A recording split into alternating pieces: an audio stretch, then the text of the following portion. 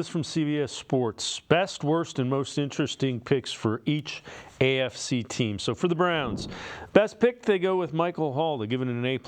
Awesome value meets serious need. Young, high-level productivity and athleticism. Handwork well beyond his years. Could improve beating blocks versus the run, but he holds up well for an interior rusher. The other thing we need to point out with his size, Casey, he's 20 years old. He's going to get bigger just as he gets a little bit older. Yeah, the weight he showed up at the combine is a little ballooned up from what he played, but I think that's the idea. Is he's got the length. He's 6'3", weighed in at 290. I think you want to see him play at that 290 and not draw back down to the 280s because he does one thing really well right now. The idea though is for him to round out his game and become a 3-down player. Luckily, the Browns can afford the time that it takes to develop that. They can play him to his strengths early and hope that he rounds out to earn that A+ grade of a draft. Right now he's going to be a rotational pass rushing defensive tackle, something the Browns actually have multiple of, so he'll have to work his way in that rotation and then increase his reps over time. But the idea is to eventually have Hall as a 3-down player. So they go worst pick. They say Zach Zinter. They give it a C-. Powerful, but could sink his pad level more frequently in the NFL. Disallows him from setting into his anchor in pass protection. Has to improve on pass plays, but brings it for the run. Coming off late season knee ligament tear. I don't know about you. I kind of liked the pick. He doesn't pass protect because they didn't throw the ball that much at Michigan.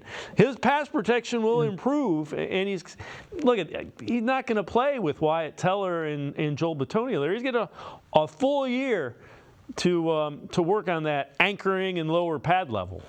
I like the pick a lot, actually.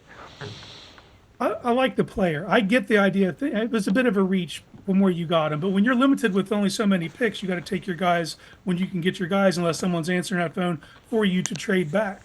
Another reason I kind of get there with not being as high as the guard that was taken directly behind him was Dominic Pooney, someone I was a little higher on. But you get it when you watch the tape with Zinter, what he does really well. He's also a high floor player. He didn't have a single flag thrown on him last year.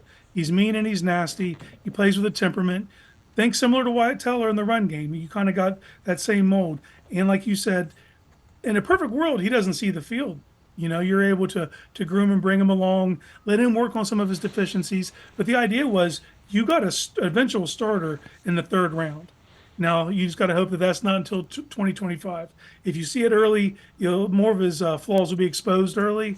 But, if you can give him time to develop, he should be a competent starter in the NFL. All right, most interesting pick, same article. They go Jamari Thrash. They graded an A. Cleveland made a big splash in wide receiver room by trading for Jerry Jeudy. Don't sleep on Thrash producing in this offense in 2024. Praised for his quickness and route running ability. Initially, when they made the pick, I wasn't crazy about it. The more I hear people who I think know what they're talking about, like Steve Smith, who we'll hear in a little bit more, makes me think this guy could end up developing into a player for him. I actually really liked the pick. He was someone I never envisioned being there in the 5th round. I thought he was a very end of day 2, beginning of day 3. I had him ranked just behind Devontae Walker. So to get him at 156, a tremendous value. But I think we also need to temper our expectations of what to expect out of Thrash, especially as a rookie. There's a steep learning curve. But I think the idea is here, say at worst you get a wide receiver 4 out of Thrash, but he's a dynamic wide receiver 4 who can affect the vertical game, who can give you big plays and produce these bursts of production that you don't have out of your someone like David Bell, who occupies that same type of range, but he's a safer player. Now, there's a time and a place where you might want that player on the field, but an offense is trying to open up and become more explosive.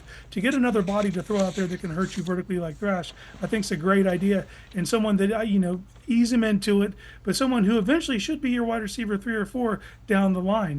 This is a move to get more explosive.